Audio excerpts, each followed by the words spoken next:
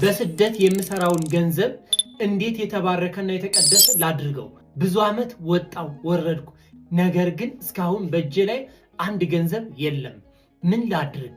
የሰራሹ ገንዘብ በረከት እንዲኖረው ላሰብሽለት ዓላማም እንዲውል ሊጠቅሙሽ የሚችሉ 3 መንገዶችን በዚህ ቪዲዮ እነግርሻለሁ። ብዙ እህቶችና ወንድሞች ሀብትን ለማግኘት ሀብትን ለማከማቸት አስበው ሎተሪ እየቆረጡ ገንዘባቸውን የሚያባክኑ፣ ለጠንቋይ፣ ለመተተኛ፣ ለአስማተኛ የሚከፍሉ የሚሰጡ፣ በገንዘብሽ ላይ በረከትን እንድታገኝ ጸሎት እናደርግልሻለን እንጸልይልሻለን ብለው ገንዘባቸውን የተበሉ፣ እንዲሁም ሎተሪ ይደርሰኛል ከመቅጽበትም እቀየራለሁ ብለው ለሎተሪም ብዙ ገንዘባቸውን የሚጥሉ የሚያወርሱ ስፍር ቁጥር የላቸውም። በስደት ሀገር በላብና በንባ በብዙ ድካም ያገኘሁት ገንዘብ እንዲቀደስ እንዲባረክ ከእግዚአብሔር ጋር የተያያዘ መንፈሳዊ መሰረት ሊኖረው ይገባል።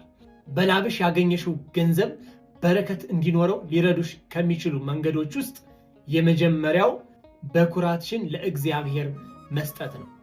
በኩር ማለት ሰርተሽ ካገኘሽው የመጀመሪያው ደመወዝሽ በኩር ይባላል። ይህንም ለተቸገሩ ገዳማት፣ አድባራት፣ አብያተ ክርስቲያናት በጸሎት እንዲያስቡሽ እግዚአብሔርም እንዲባርክሽ እንዲቀድስልሽ በጸሎት እንድትታሰቢ የመጀመሪያው ገንዘብ በኩር ይባላል። የመጀመሪያው ደመወዝሽን ወይም በኩራትሽን ለቤተ እግዚአብሔር ማስገባት እንደሚገባሽ መጽሐፍ ቅዱስ እንዲህ ብሎ ይነግርሻል። እግዚአብሔርን በሀብትህ ሁሉ አክብር፣ ከእህልህም ሁሉ በኩራትህን በጎተራ ክተት፣ ጎተራህም ይሞላልሃል ብሎ ተናግሯል። እንዲሁም በመጽሐፈ ሚልክያስ ምዕራፍ 3 ላይ ምግቡ ሙሉ እንዲሆን አስራታችሁ በጎተራ አስገቡ፣ የሰማይን መስኮት ባልከፍትላችሁ በረከትንም አፍስሼ ባልሞላላችሁ ብሎ ቃል በቃል ይናገራል። ስለዚህ አስራት በኩራትን ማውጣት የሰማይ መስኮትን የሚከፍት በረከትን የሚያስገኝ መሆኑን አውቀሽ ከምታገኛት ገንዘብ ላይ በኩራትሽን የመጀመሪያ ደመወዝሽን አስራትሽን ከምታገኙ ገንዘብ ከ10 ብር አንዷን ቆጥበሽ በታማኝነት ለቤተ እግዚአብሔር ብትሰጭ በገንዘብሽ ላይ በረከትን በእድሜሽ ላይም ጸጋን ታገኛለሽ። ሁለተኛው ከምታገኙ ነገር ላይ በጎ አድራጎትን በመስራት በገንዘብሽ ላይ በረከትን ማግኘት ትችያለሽ።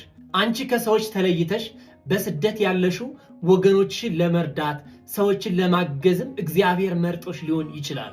እግዚአብሔር ጤናዬን ቢሰጠኝ በገንዘቤም ላይ በረከት ቢያወርድልኝ በጸሎታችሁ አስቡኝ ብለሽ ለተቸገሩ ለተጨነቁ መስጠት፣ በቅዱሳን ስም ዝክር ብትዘክሪ በረከትን ማግኘት ትችያለሽ።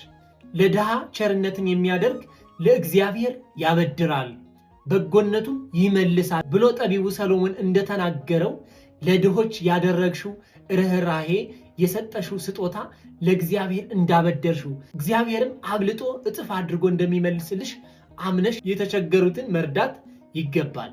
ሶስተኛና የመጨረሻው የተሰጠሽን ገንዘብ በጸሎትና በምስጋና መቀበል፣ ባገኘሽው ነገር ላይ አለማማረር፣ ያለሽበትን ሁኔታ የሚደርስብሽን ጫና፣ ድካምሽን፣ ውጣውረድሽን፣ ናፍቆትሽን፣ ብዙ ጫናዎችሽን ተሸክመሽ ሰርተሽ ያገኘሽው ገንዘብ እግዚአብሔር ረድቶሽ እንጂ አንቺ ብቻ እንዳልሆንሽ አስበሽ እግዚአብሔርን ማመስገን፣ ምናልባትም በማወቅም ባለማወቅም የበደልሽው በደልና ኃጢአት ካለ ንስሐ በመግባት እግዚአብሔር የሰራሽውን እንዲባርክልሽ ማድረግ ትችያለሽ። እግዚአብሔር አምላክ ሁላችንም በበረከት ይጎብኘን። አሜን።